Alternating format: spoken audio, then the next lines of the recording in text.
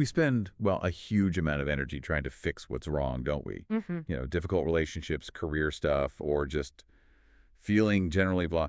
But what if the biggest shortcut to feeling better isn't about fixing the bad stuff, but really truly seeing what's already good? So today, we're doing a deep dive into the science behind gratitude. We're drawing on some serious positive psychology research here, looking at the actual mechanics of appreciation, our vision, to pull out the core idea, the proven benefits of thankfulness, and give you something you can use right away based on solid studies. And let's start with something kind of surprising from the history of psychology itself. For decades, the whole field had this really strong bias towards the negative. It's a fascinating thing. If you look back, say, the last 40 years of research, the studies on unpleasant feelings like anxiety, sadness, they just dwarfed the research into pleasant states. Joy, contentment, and yes, gratitude. It's often called the negative bias. Which sounds completely backward, right? You'd think we spend all our time being miserable based on that focus. Exactly. But when researchers actually checked in with people day to day, using experience sampling, they found the total opposite. People were something like 3 times more likely to report feeling good, like happy, than feeling bad, like sad at any random moment. So wait, the data clearly shows people are mostly happy, but the researchers were mostly studying unhappiness. Why?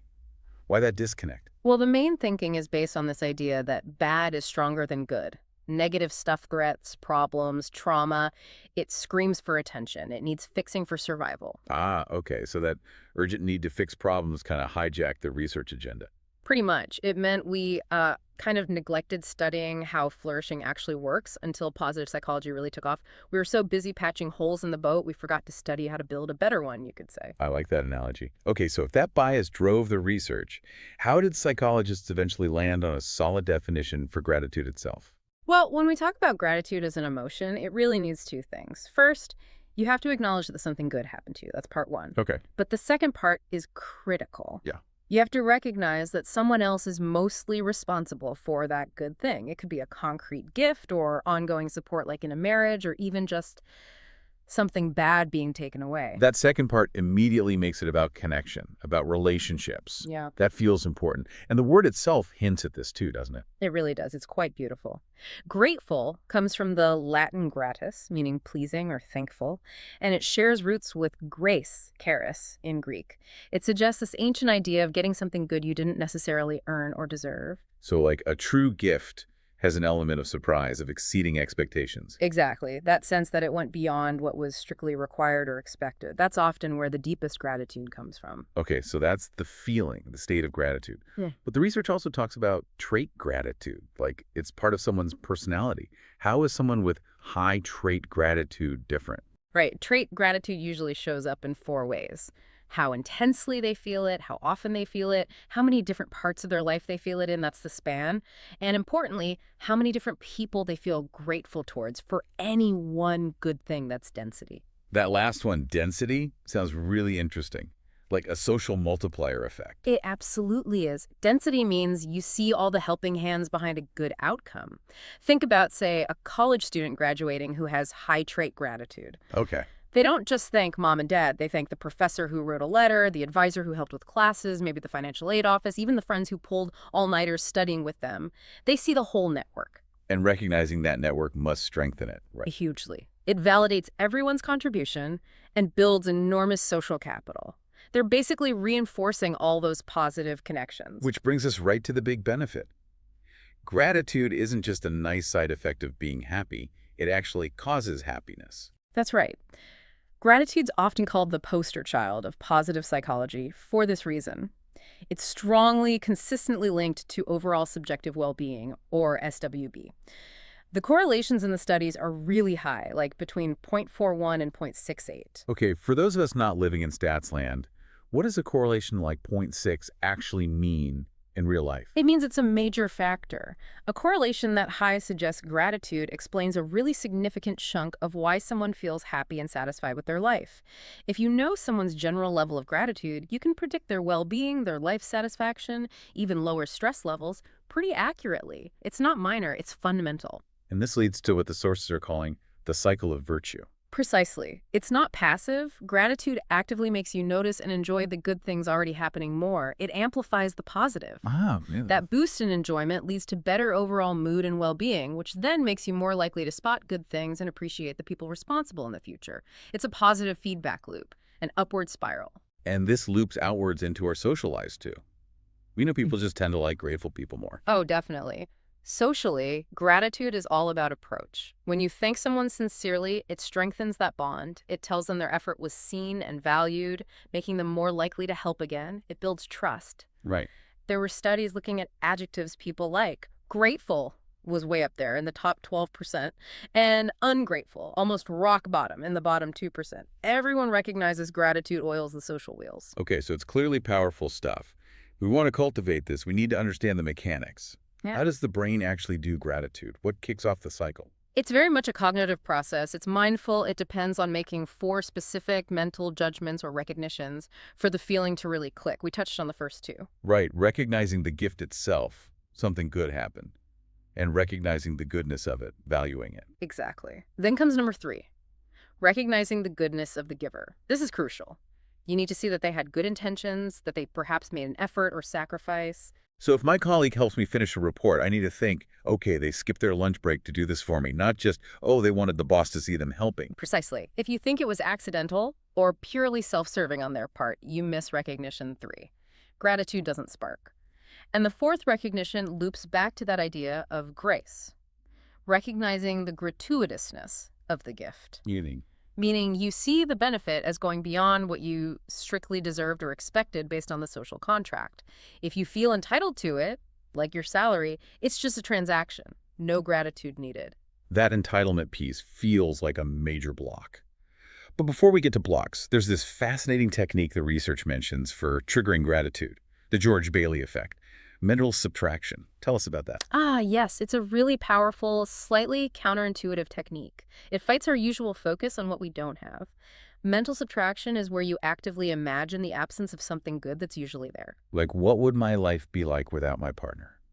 Or without, I don't know, clean running water? Exactly. Or even without a specific positive memory or past event. That feels a little risky. Couldn't that just make you anxious about losing things? That's a fair question. It needs to be done carefully.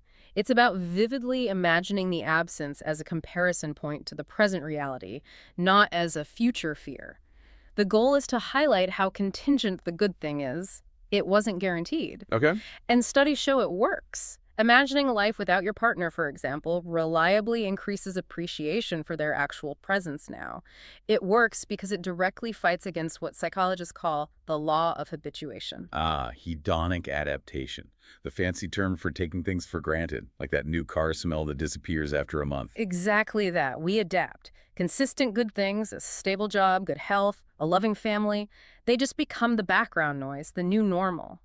Mental subtraction deliberately shakes that up. It forces the realization that things might not be, which makes us appreciate that they are. It's like getting a glimpse of an alternate reality to appreciate this one more. You could put it that way. Sometimes, unfortunately, trauma does this naturally. It disrupts everything, and survivors often report a sudden, intense appreciation for simple things they never noticed before. Okay, so we have the triggers. Let's flip it. What stops gratitude? What are the big inhibitors? Understanding those seems just as crucial. Yeah, absolutely. One of the biggest blocks is mixing up gratitude with indebtedness. They feel very different. How so? Indebtedness is that uncomfortable feeling like, oh gosh, now I owe them. It's a sense of obligation, maybe even a burden. It can actually make you enjoy the benefit less because you're focused on the need to repay. Whereas gratitude feels good, warm. Exactly. Gratitude is positive. It's associated with warmth, appreciation, wanting to connect with the giver, not just settle a score. Indebtedness doesn't reliably lead to helping behavior. It's more about relieving your own discomfort. And this confusion creates a weird situation when someone gives a gift but expects something back. It really does. That's the paradox. If a giver makes it really clear they expect repayment, say your boss gives you a bonus, but implies you now owe them weekend work, your gratitude plummets. And the feeling of debt goes up. Right. And here's the kicker. That feeling of being indebted, of being pressured, actually makes the receiver less likely to want to genuinely help the giver later on. They might repay the specific debt grudgingly, but the goodwill is gone. They resent the strings. The minute it feels transactional, the magic disappears. Perfectly put. And that leads us to maybe the biggest inhibitor of all, which is rooted deep in the self, narcissism, and that sense of entitlement. Ah, okay. This connects to that ecosystem idea you mentioned earlier. Absolutely. People high in narcissism tend to operate almost entirely from an ecosystem mindset. Everything revolves around the self, personal needs, personal status. Right. Because they feel fundamentally superior, they believe they're entitled to good things, to favors, to attention. So they completely fail recognition for the gratuitousness part. A benefit isn't seen as a gift. It's just due payment for being them. Wow. So their own sense of deservingness basically short-circuits the whole gratitude process before it can even start. It does, and the research backs this up strongly. Focusing on yourself, whether it's a personality trait like narcissism, or even just being temporarily prompted to think about your own needs, it boosts feelings of indebtedness but kills gratitude. Fine.